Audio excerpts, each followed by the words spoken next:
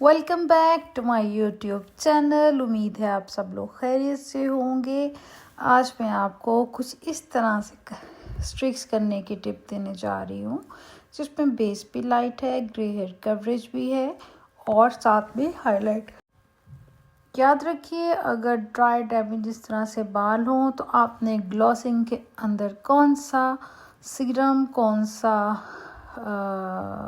Capsule add करना है, वो सारा मैं आपको इस वीडियो में बताऊंगी। बिफोर कंडीशन कुछ इस तरह से थी इनके बालों की, आप लोगों के सामने है कैसी है। और ऊपर से इनका रूट जो है वो ग्रो कर चुका है, नीचे इनकी पुरानी स्ट्रीक्स है। तो ऐसे क्लाइंट के पहले हम सेक्शनिंग करेंगे आफ्टर शीट एप्लीकेशन, फिर हम फ्रंट पे करेंगे फॉयल एप्लीकेशन जो कि हम करेंगे 20 वॉल्यूम के साथ फ्रंट पे एप्लीकेशन, और बैक पे हम करने जा रहे हैं 30 वॉल्यूम के साथ फॉयल एप्लीकेशन।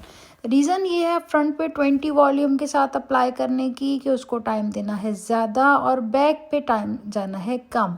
तो अगर हम स्टार्ट 30 से लेंगे तो क्या होगा, जो पहले फॉयल अप्लाई किया होगा वो फॉयल बर्न कर जाएगा, वो फॉयल जल्दी प्री लाइटनिंग करके हेयर को डैमेज करेगा। तो आपने क्या करना है, जो एप्लीकेशन स्टार्ट में करनी हो उसको 20 वॉल्यूम के साथ करें और बाकी 30 के साथ। और अगर आपने 30 के साथ फ्रंट किया है तो फिर आप बैक करेंगे 40 वॉल्यूम के साथ। तो ये एक छोटी सी टिप है ऐसे बालों पे काम करने की। और फॉयल एप्लीकेशन में कर रही हूँ इनके वेविंग में, और बहुत बारीक या बहुत मोटे सेक्शंस में नहीं ले रही, वेविंग इनकी मैं ले रही हूँ दरमियानी, क्योंकि लाइंस जो हैं वो कुछ इन्हेंस हो। और जो गैप है वो मैं रख रही हूँ 1/2 इंच पर फॉयल का गैप, 1/2 इंच पर फॉयल के गैप पे मैं कर रही हूँ वेविंग। और मटेरियल एप्लीकेशन जो है वो मैं कर रही हूँ रूट से 1.5 इंच छोड़ के एंड तक। और सेम वही तरीका है मेरे फॉयल लगाने का कि डल साइड ऊपर है और शाइन वाली साइड नीचे है। तो आपने इस चीज़ का भी ख़ास ख्याल रखना है। और फिर जब आपको लगे कि ज़्यादा चौड़ाई हो गई है सेक्शंस की, तो आपने उसको 2 पार्ट्स में डिवाइड कर लेना है, सेम 1/2 इंच का गैप लेना है और 1/2 इंच से 1/2 इंच पे आपने कर लेनी है वेविंग। क्योंकि मैं इनके बहुत ज़्यादा फॉयल एप्लीकेशन कर रही हूँ और लाइंस रख रही हूँ बिल्कुल दरमियानी सी, बहुत बारीक नहीं, बेबी लाइट भी नहीं कर रही हूँ और हाईलाइट भी नहीं कर रही हूँ। और फॉयल एप्लीकेशन करने के बाद आपने फॉइल्स को कर देना है एयर टाइट। अच्छे तरीके से मटेरियल एप्लीकेशन करेंगे हम, कोई हेयर पार्ट स्किप नहीं करेंगे, कोई हेयर पार्ट ड्राई नहीं रहने देंगे। जब मटेरियल हो जाएगा सारा अप्लाई अच्छे तरीके से, तो फॉइल को करते जाएंगे हम एयर टाइट, ताकि जो प्री लाइटनिंग प्रोसीजर है वो फास्ट हो जाए। अगर आपके पास फॉइल पेपर ना हो, आप ट्रांसपेरेंट पेपर भी यूज़ कर सकते हैं। ट्रांसपेरेंट शीट में क्रेलॉन का रोल भी आता है, अगर वो ना हो तो आप शॉपिंग बैग को या स्ट्रेट कोई ट्रांसपेरेंट पेपर को फॉइल की तरह काट के, तो आप फॉइल एप्लीकेशन करके हेयर पिन्स के साथ एयर टाइट कर सकते हैं। उससे ये है कि आपको जो बालों पे रिज़ल्ट आ रहा होगा वो सारा नज़र आएगा। अब जी हमने फॉइल एप्लीकेशन कर ली है और अब हम कर रहे हैं बेस, जो कि हमने करना है इनका 5 और 6 नंबर मिक्स करके, क्योंकि हमारे इन क्लाइंट को बहुत डार्क बेस नहीं रिक्वायर्ड है, लेकिन हमने ग्रे हेयर भी कवर करने हैं, इसलिए हम 5 और 6 नंबर दोनों मिक्स करके अप्लाई करेंगे। और जो ग्लॉसिंग है वो कुछ इस तरह से अप्लाई करेंगे कि हमारा बेस कलर जो है वो और लाइट होता जाए।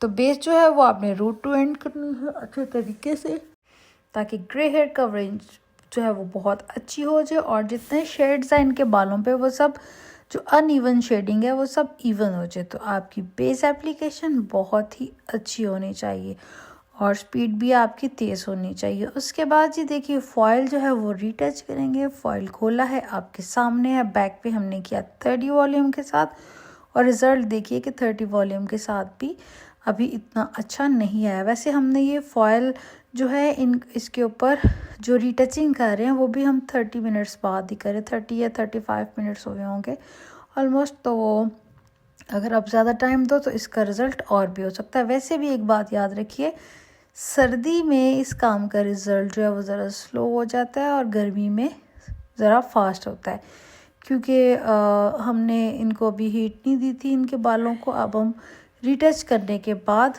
देंगे इनके बालों को हीट। इस तरह से सारे बालों पे इनके इवन आए सब फॉइल्स पे हीट। और जो हमने प्री लाइटनिंग करनी है इनकी, वो बहुत लाइट तो करनी नहीं है। तो अब ये हो गया हमारा base colour. Heat procedure complete, foil करेंगे रिमूव, क्योंकि हमें हमारा जो टारगेट था वो अचीव हो गया हुआ है। उसके बाद हम करेंगे जनाब इनका सारा मटेरियल रिंस आउट इनके बालों से अच्छे तरीके से। मटेरियल रिंस आउट करने के बाद हम करेंगे शैम्पू इनके बालों में, और शैम्पू करने के बाद हम अप्लाई करेंगे कलर 10 वॉल्यूम के साथ इनके बालों में, जो कि हम कर रहे हैं 8.19 और 0/11 क्यूने कंपनी का मिक्स करके। वो हमने इनके रूट टू एंड सारे बालों पे 10 वॉल्यूम से मिक्स करके सारा अप्लाई कर दो। ब्लेंडिंग जो है आपकी बहुत अच्छी होनी चाहिए। कोई भी हेयर पार्ट, कोई भी हेयर स्किप नहीं करना चाहिए। गर्दन के पास जो छोटे छोटे बाल होते हैं सारे, वो भी अच्छे तरीके से आपने इस तरह से अप्लाई कर लेना है। और जब सारा मटेरियल एप्लीकेशन कर लें आप, तो उस सारे मटेरियल की एप्लीकेशन कर लें तो आपकी ब्लेंडिंग जो है वो बहुत अच्छी होनी चाहिए। इस तरह से हमने रूट टू एंड जो है सारा मटेरियल जो है वो अप्लाई करते जाना है बहुत अच्छे तरीके से। सारे बालों पे आपने कलर लगाना है कि कोई पार्ट स्किप ना हो। अगर आप इस तरह इजी नहीं हैं तो आप इनको चेयर पे ले जाके कॉम करके फिर भी अप्लाई कर सकते हैं। लेकिन अगर आप इस तरह से इजी हैं तो आप इस तरह से भी हेड वॉशर पे कलर अप्लाई कर सकते हैं। बस एप्लीकेशन आपकी इवन होनी चाहिए, कोई पार्ट स्किप नहीं होना चाहिए। आफ्टर एप्लीकेशन आप देंगे 15 मिनट्स इनके बालों को। ये एप्लीकेशन करने से इनका बेस कलर जो है वो भी थोड़ा सा लाइट हो जाएगा, और जो इनका प्री लाइटनिंग वाला बाल है वो भी उसका क्यूटिकल बंद हो जाएगा, क्योंकि हम उसको 10 वॉल्यूम के साथ कर देंगे ग्लॉस। उसके बाद हम करेंगे वॉश अगेन, और उसके बाद करेंगे ड्राई करेंगे इनके बालों को। ये देखिए शेड कितना खूबसूरत, जो हमारे क्लाइंट को रिक्वायर्ड था शेड बिल्कुल वही आया जो उन्होंने हमें तस्वीर में दिखाया। अगर आपके पास शेड ना हो तो आप 2-3 कलर मिक्स करके भी शेड बना सकते हैं। तो ये है जनाब इनके बालों की आफ्टर आयरन लुक, जो कि हम थोड़े थोड़े बाल लेके इनके बालों को कर रहे हैं स्ट्रेट। और हमने यहाँ पे यूज़ किया है शैम्पू और कंडीशनर केराटिन। आफ्टर लुक जो है इनके बालों की आपके सामने है।